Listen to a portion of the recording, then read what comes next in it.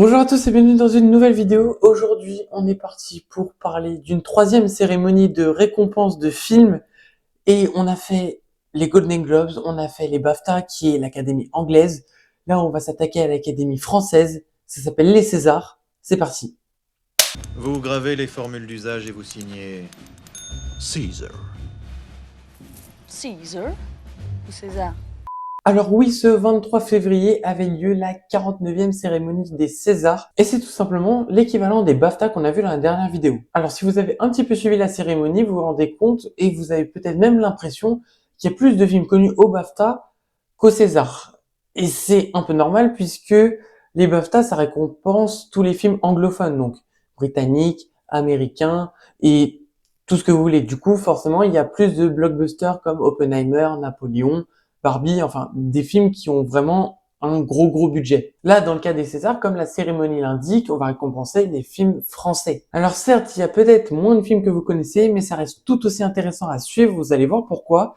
Et il y a quand même un César des films étrangers dont on va parler dans cette vidéo. Pour les films les plus nommés, on retrouve en top 1 Le règne animal, un film avec Romain Duris, Ade Exarchopoulos et Paul Kircher, qui a reçu 12 nominations. On va en parler sur Instagram très bientôt, donc je vous invite à suivre cette page Instagram pour ne pas louper ce que je pense du film et de savoir de quoi ça parle exactement. En deuxième position, juste en dessous, avec 11 nominations, on retrouve un film dont on a beaucoup parlé cette année dans plusieurs vidéos, c'est Anatomie d'une chute. Évidemment, bon, c'est un incontournable étant donné que on l'a vu aux Golden Globes, au BAFTA, dans d'autres cérémonies et bientôt aux Oscars. S'il n'était pas là au César, c'était un peu un scandale. Et puis je vous ai dit dans la dernière vidéo, s'il remporte pas aux 2 ou 3 Césars, c'est un petit peu un scandale. Et ensuite, dans les films les plus nommés, on retrouvera Je verrai toujours vos visages, qui reçoit 9 nominations, dont 4 dans la même catégorie, pour dire à quel point ce film, il a quand même de grandes chances de repartir avec au moins un César. Et on a également Chien de la casse.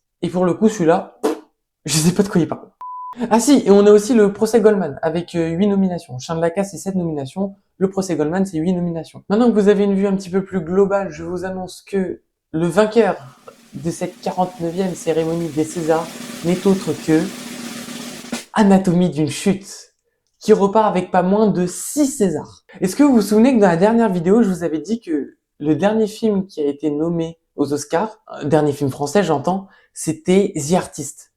Et ils avaient reçu 5 Oscars et ils avaient également remporté 6 Césars. Là, Anatomie d'une chute a remporté 6 Césars. Ils sont nommés dans pas moins de 5 catégories aux Oscars.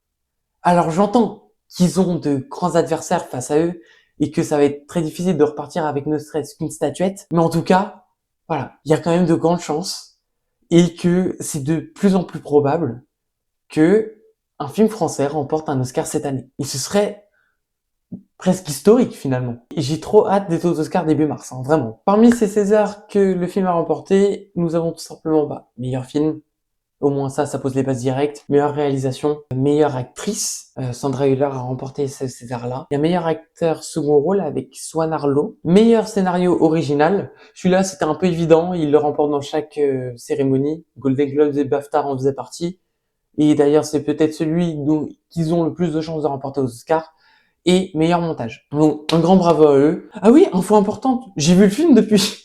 Donc je peux vous faire un avis rapide là, très rapide, parce qu'on n'est pas là pour parler de ça. Je pourrais vous en faire une vidéo si ça vous intéresse, dites-le moi en commentaire. Mais je comprends tout à fait qu'ils remportent les prix de scénario parce que c'est tellement bien abouti, c'est tellement bien écrit, bien développé, alors que ça part d'une idée très simple à la base. Pour vous résumer ça en une phrase, c'est les choses bien sont souvent les meilleures. Bah là, celle qu'on a pris une idée de base très simple, on l'a ultra bien développé, enrichi, tout ça, qui fait que les 2h30 de film passent très vite. Maintenant, attardons-nous sur le second, celui qui a quand même marqué cette cérémonie. Et c'est un grand film que j'ai vu il y a pas si longtemps également, le même jour qu'Anatomie d'une chute d'ailleurs. Il est le plus nommé au César et c'est Le règne animal, qui repart avec 5 statuettes. Et mérité, également mérité, cette cérémonie est plutôt logique jusque-là, parce que franchement j'ai vu le film, j'ai beaucoup aimé. Pareil, je peux vous donner un petit avis vite fait.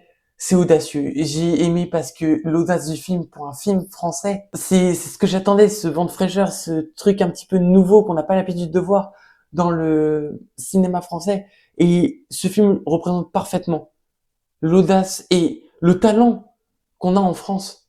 et qui n'est pas assez montré. Franchement, si vous demandez une vidéo, je la fais. Hein. Dites-le moi en commentaire parce que vraiment, il y aurait pas mal de choses intéressantes à dire. Pour vous montrer un petit peu ce qu'ils ont gagné comme César, c'est uniquement des récompenses d'un point de vue artistique et technique. On a meilleure musique, meilleur son, meilleure photographie, meilleur effet visuel et le dernier, meilleur costume. Ça vous montre à quel point il y a eu énormément de travail et que ce travail est à juste titre récompensé dans cette cérémonie.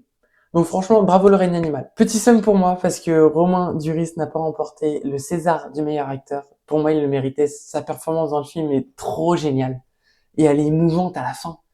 J'ai beaucoup aimé son personnage, la manière dont il l'interprète et tout. Ce César va revenir finalement au procès Goldman. J'ai pas vu le film, je le verrai bientôt certainement. Donc j'ai hâte de voir la performance de l'acteur. J'ai plus son nom, je suis désolé, il s'affiche là. Visiblement, elle était pas dégueu non plus, étant donné que il a battu Romain Duris sur César. Et le troisième film le mieux récompensé au César, il en a eu que deux, mais deux importants, vous allez voir. C'est le film Chien de la casse, dont je n'avais jamais entendu parler jusque-là, que j'ai découvert lors de la cérémonie. Il a reçu le César du meilleur premier film de son réalisateur. Donc ça, bravo. Déjà, je trouve ça bien. Ces cérémonies-là, les cérémonies révélation de meilleur acteur, meilleure actrice et cérémonie premier film, je trouve ça bien. Ça peut permettre de pousser les nouveaux réalisateurs à aller vers des trucs audacieux, des trucs profonds, des trucs assez élaborés. Et ouais, c'est plutôt une bonne chose, je trouve. Donc c'est Chien de la Casse qui a remporté ce César, et c'est son acteur, Raphaël Quenard, qui a remporté celui de meilleur espoir. Ah non, ça s'appelle plus meilleur espoir, ça s'appelle meilleure révélation masculine. Et on va en parler de Raphaël Quenard, parce que Raphaël Quenard, il a été très en vue lors de cette cérémonie des Césars, notamment par son discours qui a foutu le smile à tout le monde. Sans que le mec, il kiffe, il a des paillettes dans les yeux à faire ce métier. Et franchement, c'est le genre d'acteur que j'ai envie de voir au cinéma, tu vois. Il m'a vraiment donné envie de découvrir plus de ses films, que ce soit ceux qu'il a déjà tournés, parce qu'il a beaucoup tourné cette année, et ses prochains films. Mais j'ai envie d'en parler parce que il y a quand même eu des gens qui ont un peu craché sur lui, et pas du tout à juste titre pour le coup, parce que, ouais, révélation masculine, à 24 ans, enfin, à 34 ans, pardon, d'ailleurs, c'est ça le problème, c'est que, à 34 ans, alors que les autres de sa catégorie, ils avaient, 10 voire 20 ans de moins que lui, c'est pas juste, il est trop vieux pour cette catégorie et tout. Et j'ai envie de répondre à ces gens-là que vous avez absolument rien compris à la catégorie. Il n'y a pas d'âge pour être révélation. Être une révélation, que tu peux avoir 50 ans et être une révélation. Une révélation, c'est quand on te voit pour la première fois à l'écran et que tu as marqué les esprits. Comme Raphaël Quenard, justement. Mais il aurait pu avoir 34, 15 ans, 50 ans. Si c'est la première fois qu'on le voit à l'écran et qu'il a crevé l'écran, bah c'est une révélation. Je suis désolé, il y a tout simplement une révélation. Et puis pour vous prouver à quel point c'est justifié ce titre, il a été nommé dans 3 catégories, Raphaël Quenard. Il a été nommé dans meilleure révélation, meilleur court-métrage, où il était acteur et coréal, et meilleur acteur pour le film Yannick. Donc le mec a été nommé dans 3 catégories pour 3 projets différents. Donc ça montre quand même quelque part que t'as pas juste été bon dans ce rôle, t'as été bon dans ces rôles. Ça veut dire que t'as réussi à incarner plusieurs personnages différents. Donc, ça montre que t'es un bon acteur, tout simplement. Il a géré, il mérite son titre. Fin, terminé, bonsoir. Mine de rien, rien qu'avec ces 3 films, on a balayé beaucoup de choses autour des Césars. J'ai envie quand même de terminer cette vidéo avec le César du film étranger. Parce que je suis pas d'accord. Je vais vous expliquer et vous remettre en contexte. Parmi les films étrangers en compétition, nous avions L'Enlèvement, un film italien qui a fait un carton en Italie. On a Les Feuilles Mortes, le film finlandais d'Ari Kaurismäki, qu'on a déjà vu au Festival de Cannes cette année. On a Perfect Days, un film coproduit par des Allemands et des Japonais. Et on a Oppenheimer, film américain réalisé par Christopher Nolan. Christopher Nolan qui a notamment reçu un César d'honneur pour l'ensemble de sa carrière lors de cette cérémonie. À noter que ça n'a pas été le seul à recevoir une récompense comme celle-ci, puisqu'on a également l'actrice Agnès Jaoui qui l'a reçue également pour l'ensemble de sa carrière également. Donc déjà, bravo à ces deux-là. Mais revenons sur notre César du meilleur film étranger.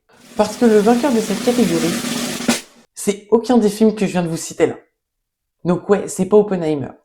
Et je pense que la plupart des gens qui regardent cette vidéo ont vu Oppenheimer et ont vu la qualité technique, la qualité d'acting et tout simplement la qualité du film à laquelle on a été confronté, qui était tout simplement exceptionnelle. D'ailleurs, il n'y a même pas besoin de le réexpliquer, de le réargumenter. Vous avez vu dans les dernières vidéos de cérémonie qu'il a remporté, qu'il a tout raflé. Mais il gagne pas ce César. Ce César a été remporté par Simple comme Sylvain. Et pourquoi c'est un problème? Déjà, qui a entendu parler de ce film Simple comme Sylvain? Est-ce que le problème c'est que ce film est gagné? Non, c'est que le problème c'est que personne n'en a entendu parler.